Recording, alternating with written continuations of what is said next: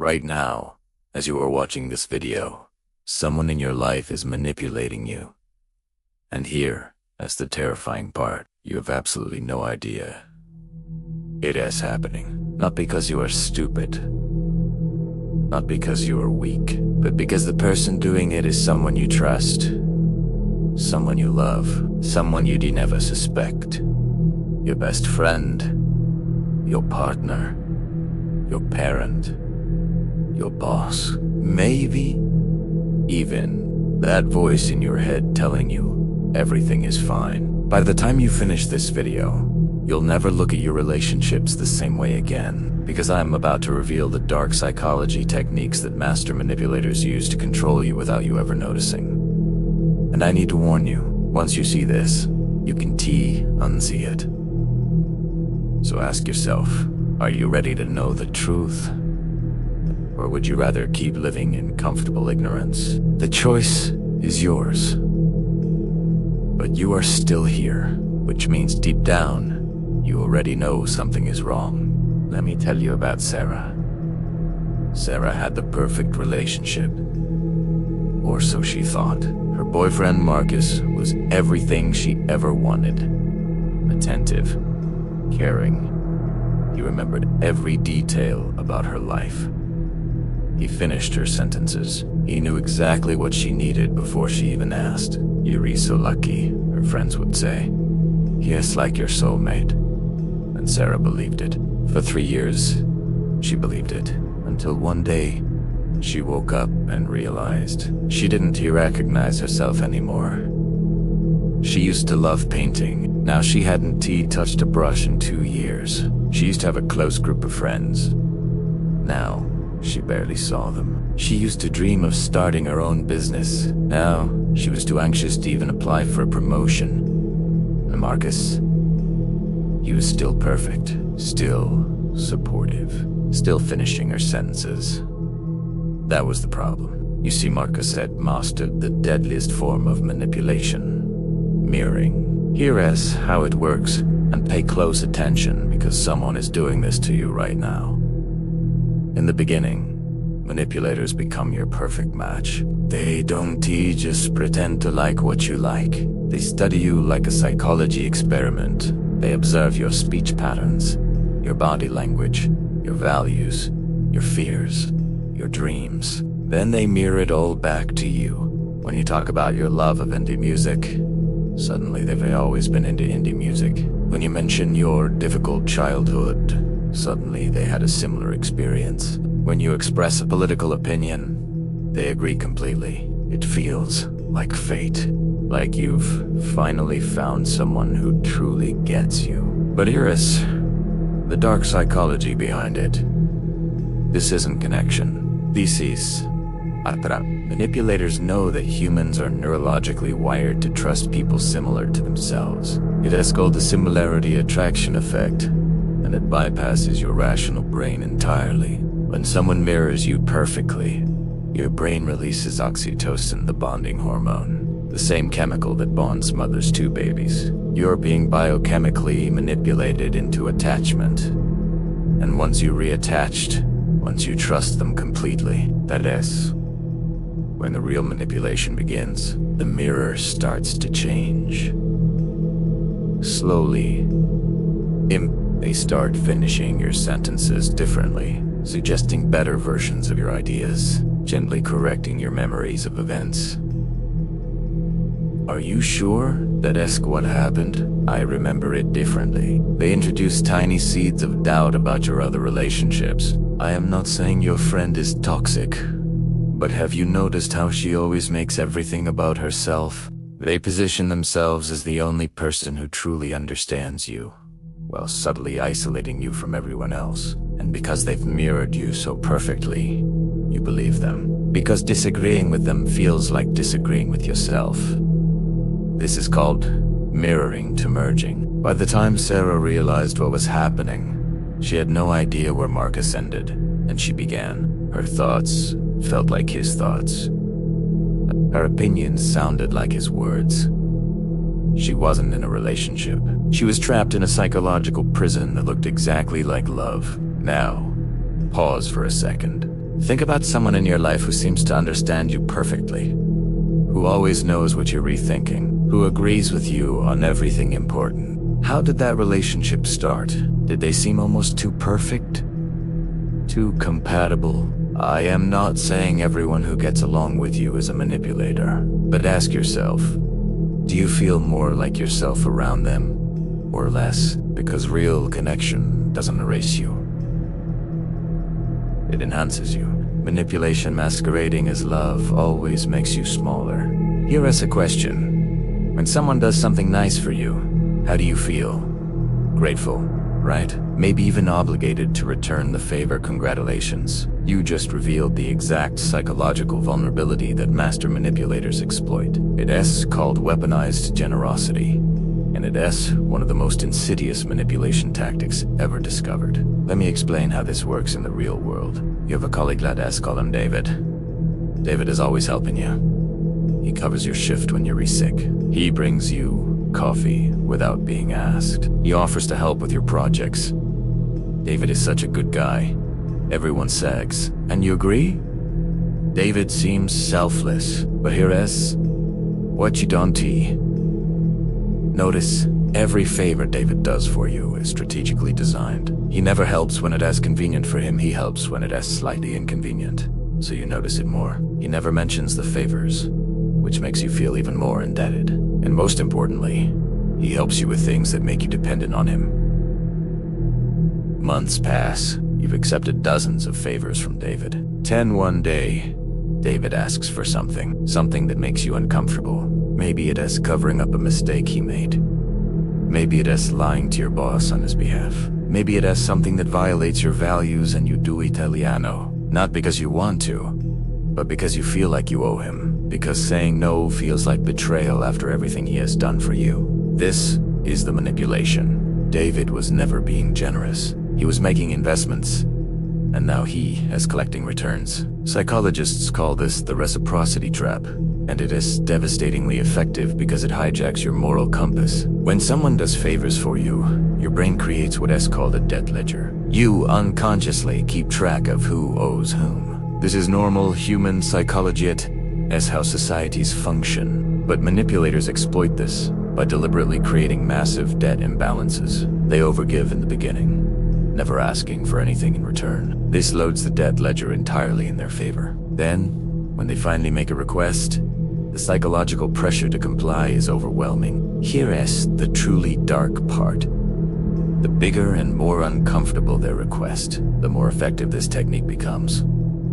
Because if you refuse, you're not just saying no to one request. Your brain interprets it as invalidating all those previous favors. You feel like a terrible person, like you used them. So you complete, even when every instinct screams that something is wrong. But it gets darker. Some manipulators use a variation called gift-giving gaslighting. They give you gifts or favors you never asked for. Sometimes gifts you explicitly said you didn't want. Then they act hurt when you're not sufficiently grateful. I did all this for you, and this is how you treat me. Suddenly, you the villain. You ungrateful. You selfish. And the manipulator, they the victim of your cruel rejection. This flips the entire script. Now you're trying to make up for hurting them by accepting more unwanted gifts and favors, which puts you even deeper in debt. It is a psychological vortex that is almost impossible to escape once you're in it. Think about your own life right now. Is there someone who is always doing things for you that you didn't ask for? Someone who seems overly generous, but you can quite shake the feeling that there are strings attached. Have you noticed that saying no thank you to their help makes them react emotionally? Do they bring up past favors when you set boundaries? These are red flags. Real generosity never comes with invisible price tags. Real kindness doesn't create obligation. If someone's generosity makes you feel trapped rather than free, it is not generosity. It is manipulation dressed in gift wrap. What if I told you that someone could change your memories? Not with drugs, not with hypnosis, just with words. You do think that is impossible, right? Your memories are yours. They're fixed. They're real. Wrong. Human memory is terrifyingly malleable, and master manipulators know exactly how to exploit this. This technique is called conversational gaslighting, and if you've ever felt crazy in a relationship, this is probably why. Here is how it works. You have an argument with your partner. They said something hurtful. You remember it clearly. The exact words, the tone, the look on their face. Later, you bring it up, and they look at you with genuine confusion. I never said that. You're remembering it wrong, but you're certain. You know what you heard? They continue. Actually, what I said was, and they give a completely different version. One where they were the reasonable one and you were overreacting. You start to doubt yourself. Maybe you did misunderstand. They continue. You know, you've been doing this a lot lately. Misremembering things. I'm getting worried about you. Now it asks not about one argument. It asks about your mental stability. This is where it gets truly sinister. Over time, through repeated conversational gaslighting, manipulators can actually rewrite your memories. Not because they're changing the past, but because they're exploiting how memory works. Every time you recall a memory, your brain doesn't just retrieve it, it reconstructs it. And each reconstruction is slightly different, influenced by your current context and suggestions from others. Manipulators leverage this by consistently offering alternative narratives of events. With enough repetition, especially when you're emotionally vulnerable, their version can actually overwrite yours. This is called memory conformity, and it has been proven in hundreds of psychology studies. But here is the most disturbing part. Manipulators don't gaslight randomly. They selectively target specific types of memories. 1. Your negative memories of them. Anytime they hurt you, they rewrite it. They minimize it, reframe it, or outright deny it. Over time, you lose the ability to hold them accountable because you can trust your own memory of their behavior. 2. Your positive memories of yourself. They subtly revise your accomplishments. Remember when you got that promotion? You know, they only gave it to you because of affirmative action, right? They make you doubt your competence, your judgment, your worth. 3. Your memories of other relationships. They poison your memories of other people. Remember when your friend forgot your birthday? That shows how little she cares about you. They're not just rewriting the past. They're re-isolating you in the present. Let me give you a real example. Jessica had been married to Tom for 7 years. Throughout their marriage, she had a nagging feeling that something was off. But whenever she tried to pinpoint it, she couldn't. Then one day, she found old journal entries from the early years of their marriage. As she read them, she was shocked. She had documented Tom yelling at her, breaking things during arguments, giving her the silent treatment for days, criticizing her appearance, her intelligence, her friends. But here is what shocked her more. She had completely forgotten all of it. Her memory of their early marriage was completely different. She remembered him being patient with her emotional outbursts. She remembered being the difficult one. Tom had spent 7 years systematically rewriting her memories, and it had worked so well that she had no idea it was happening. That is the power of conversational gaslighting. Here is how to detect it in your own life. Do you frequently question your own memory around a particular person? Do arguments with them leave you feeling confused about what actually happened? Do they often say things like, "You're too sensitive"? Or that is not what happened when you bring up their hurtful behavior? Most importantly, do you find yourself apologizing for being hurt, rather than them apologizing for hurting you? If yes, you're being gaslighted. And here, that's what you need to understand. This isn't a relationship problem. This is psychological abuse. Normal disagreements involve two people with different perspectives trying to understand each other. Gaslighting involves one person systematically destabilizing another's grip on reality. The goal isn't to win arguments. It has to make you doubt yourself so completely that you never question them again. It has to make you dependent on their version of reality because you can no longer trust your own mind. The antidote: document everything. Keep a journal. When something significant happens, write it down immediately. Not to use as evidence later, but to give yourself a source of truth they can manipulate. And trust your gut. If you feel like you're going crazy in a relationship, you're not crazy. You're being made to feel crazy. There is a difference, and recognizing that difference might save your sanity. What? That's the cruelest thing someone can do to you. Yell at you, insult you, hit you, no. The cruelest thing someone can do is act like you don't exist. This is called the silent treatment, and it is not just emotional immaturity. In the hands of a manipulator, it is a sophisticated torture technique. Let me explain the psychology of why this is so devastating. Humans are social creatures. We are not just wired for connection, we need it to survive.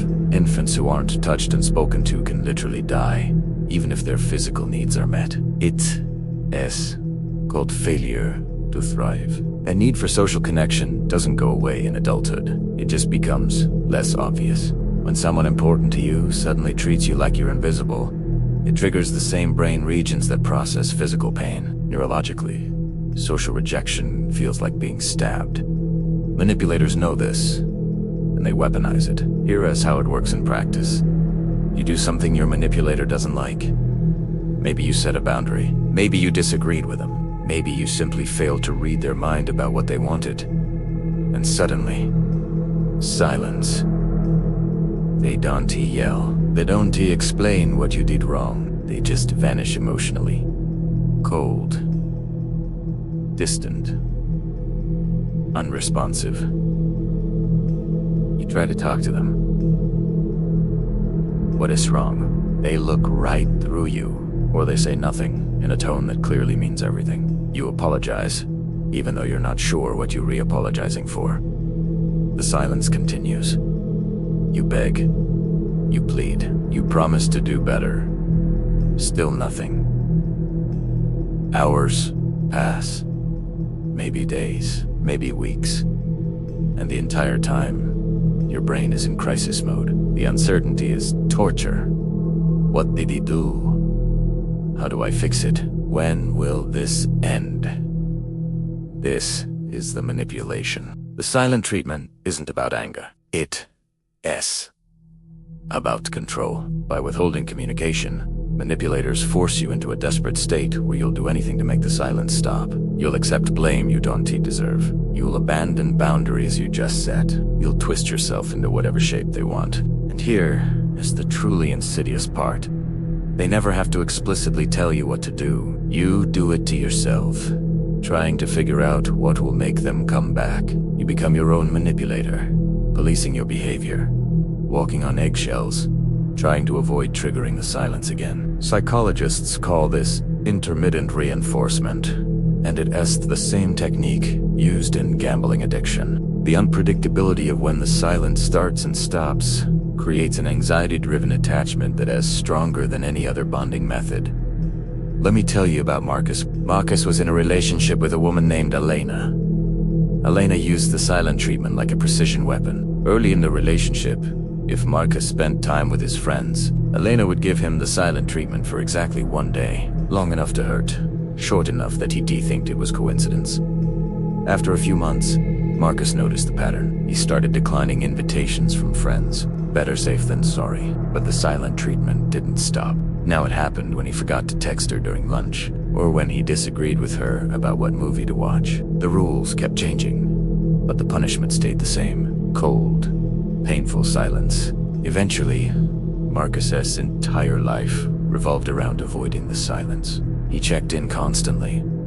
He never contradicted her. He isolated himself from everyone else, because relationships with others seemed to trigger it. By the end, Marcus was a shell of himself. Anxious, hypervigilant, completely controlled. And the worst part? Elena never once explicitly told him what to do. She just manipulated him with silence until he controlled himself. Now, here is what you need to understand. The silent treatment isn't the same as taking space to cool down. Healthy people say, "I need some time to process this. Let us talk tomorrow." Manipulators just disappear, leaving you in agonizing uncertainty. The difference is communication and respect. Taking space is about self-care. The silent treatment is about punishment. If someone in your life regularly uses silence as a weapon, if you find yourself in constant anxiety about setting them off, if you're always apologizing for invisible crimes, you're not in a relationship. You're in an emotional hostage situation. And here is what you must understand. This is not love. Love doesn't torture. Love doesn't punish with silence. Love doesn't make you beg for basic communication. The silent treatment is abuse. Who are you? Simple question, right? You know who you are. Your beliefs, your values, your personality. Or do you? What if I told you that right now? You might be living as someone else's creation. This is called identity manipulation, and it is the end game of master manipulators. Everything else we've talked about, the mirroring, the weaponized generosity, the gaslighting, the silent treatment, it all builds to this. The complete reconstruction of who you are. Here is how it happens. It starts with love bombing. They shower you with affection, attention, and validation. But there is a pattern. They only validate specific versions of you. When you re-agreeable, they re-affectionate. When you re-assertive, they wit. When you dress a certain way, they compliment you. When you dress differently, they're silent or critical. When you express opinions, they like, you're so smart. When you disagree, you re-emotional or not thinking clearly. Your brain starts making connections. This version of me gets love. That version doesn't. This is called selective reinforcement, and it is extraordinarily powerful. Over time, without even realizing it, you start performing the version of yourself that gets rewarded. You stop being who you are and start being who they want. And because the change is gradual, because it is framed as them bringing out your best self, you don't notice the manipulation. But one day, you look in the mirror and think, when did I become this person? Let me give you a real example. Meet Amanda. Amanda was creative, outspoken, and independent. She loved traveling, trying new things, and had a successful career as a graphic designer. Then she met Ryan. Ryan was charming, successful, and seemed to adore her. But Ryan had specific ideas about relationships, about what his partner should be like. At first, it was subtle. When Amanda talked about her work with passion, Ryan would seem bored. But when she asked about his work, he'd light up and engage for hours. Eventually, Amanda stopped talking about her career. When Amanda suggested adventurous trips, Ryan would agree, but then seem stressed and unhappy during them. But when they stayed home, he was relaxed and affectionate. Eventually, Amanda stopped planning trips. When Amanda spent time with her friends, Ryan never said she couldn't go. He'd just be distant when she got home. But when she stayed home with him, he was loving and attentive. Eventually, Amanda stopped seeing her friends. Year by year, piece by piece, Amanda disappeared. She left her job to support Ryan's career. She stopped traveling. She cut off friends. She even changed her appearance to match what Ryan preferred. And here is the most disturbing part. Amanda thought these were her choices. Ryan never demanded anything. He never issued ultimatums. He just selectively loved and withheld until Amanda had reconstructed herself into his ideal. By the time Amanda realized what had happened, she didn't know how to get back to who she was. That person felt like a stranger. This is the ultimate manipulation, making you complicit in your own erasure. Now, here. That's why this is so effective. When someone forces you to change, you resist. But when you change yourself to earn their love, you defend Italiano. Because admitting you've been manipulated means admitting you've wasted years of your life, that everything you sacrificed was for nothing. So instead, you tell yourself, I've grown. I've matured. I am different now. And maybe you have grown. Maybe some changes were positive. But ask yourself this. Are you more like yourself or less? Do you have more freedom or less? More authentic relationships or fewer? More confidence or less? Do you make decisions based on what you want or based on what will keep the peace? Do you even know what you want anymore? Or has it been so long since anyone asked that the question feels foreign? If you're not sure, that's your answer. Here is the truth. Healthy relationships make you more yourself, more confident, more free, more expanded. Manipulative relationships make you smaller, quieter, more uncertain, until you reach just an echo of someone else's desires. And the terrifying thing, by the time you realize it has happened, you may not remember who you used to be. But here is the hope. That person is still there. Buried. Maybe. Forgotten. Possibly. But not gone. Recovery starts with a simple question. If no one was watching, if no one would be disappointed, if I couldn't fail, what would I do? Your answer to that question is the breadcrumb trail back to yourself. Follow Italiano. So now you know how manipulators mirror you until you can tell where you end and they begin. You know how they weaponize generosity to chain you with invisible debt. You know how they rewrite your memories until you can trust your own mind. You know how they torture you with silence until you'll do anything to make it stop. You know how they steal your identity piece by piece until you read just a performance of their desires. But knowing isn't enough, is it? Because right now, you're probably thinking about someone, maybe several someones, and a part of you is making excuses for them. They're not that bad. I am being dramatic. Maybe I am.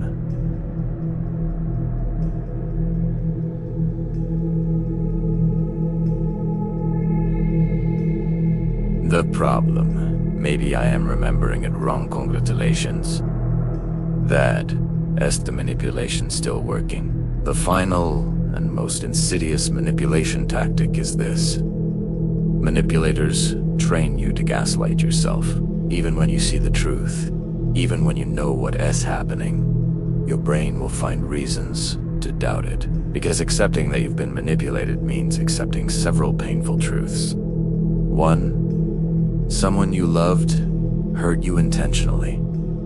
2. You didn't see it happening. 3. You have to do something about it now. That third one is the hardest, because doing something about it means change. Confrontation, potential loss, uncertainty, and your brain hates all of those things. So it offers you a deal. Maybe it's not that bad. Maybe you can fix it. Maybe if you just try harder, communicate better, love more. This is the cycle that keeps you trapped. But here is what you need to understand. You cannot fix someone else's manipulation with your love. You cannot communicate your way out of intentional psychological abuse. You cannot love someone into respecting you. These situations don't improve. They escalate. Because manipulators don't change their tactics when they are working. They double down. The more controlled you become, the more control they need. It is not a relationship. It is an addiction, and you read the drug. So what do? Step 1. Trust yourself. If your gut tells you something is wrong, something is wrong. Your instincts evolved over millions of years to detect threats. Don't override them with rationalizations. Step 2. Document. Write down what happens. What they said. What you say. How you felt. Manipulators rely on your faulty memory. Don't give them that weapon. Step 3. Reconnect. Reach out to people you've drifted from. Manipulators isolate you. Reverse it. Other perspectives will help you see clearly. Step 4. Set a boundary. Just one. Something small. And watch what happens. Because here is the litmus test. Healthy people respect boundaries. They might not like them, but they respect them. Manipulators have meltdowns. They punish. They escalate. They make you feel cruel for having needs. Their reaction will tell you everything you need to know. Step 5. Prepare to walk away. I am not saying you have to leave, But you need to know that you can, that your survival doesn't depend on this relationship. Because as long as you believe you can tea leave, you'll tolerate anything. And manipulators can sense that belief. It asks, what makes you the perfect victim? Now, I know what some of you are thinking, but I love them. I can just leave. Let me ask you something. Do they love you? Not the version of you they've molded, not the person you perform as to keep them happy. The real you, the one who has been screaming silently this entire video that something is wrong. Do they love that person? Because that is the only you that actually exists. Everything else is a costume, and you can love someone you're trying to erase. Before I end this video, I need to tell you something important. Some of you watching this recognized yourselves in the manipulator, and if you did, if you saw your own tactics reflected back at you, then you're at a crossroads. You can close this video, dismiss it, tell yourself everyone does these things. It is just human nature. Or you can ask yourself why you need to control people. What are you so afraid of that you can allow others to be themselves? Because here, that's the truth about manipulators. Most of them don't see themselves as villains. They see themselves as victims who learned how to protect themselves by controlling their environment. They're not evil. They re-wounded. But wounded people who refuse to heal end up wounding everyone around them. So if that is you, get help. Real help. Not advice from the internet. Professional therapy. Because you're not just hurting others. You're ensuring you'll never have a real connection with anyone. You'll be surrounded by people and completely alone. For the rest of you, the deadliest manipulators are the ones you trust most, because trust is the door through which all manipulation enters. But here is what they don't want you to know. You can close that door anytime. You can choose to trust your instincts over their words. You can choose to value your sanity over their approval. You can choose yourself. And when you do, something miraculous happens.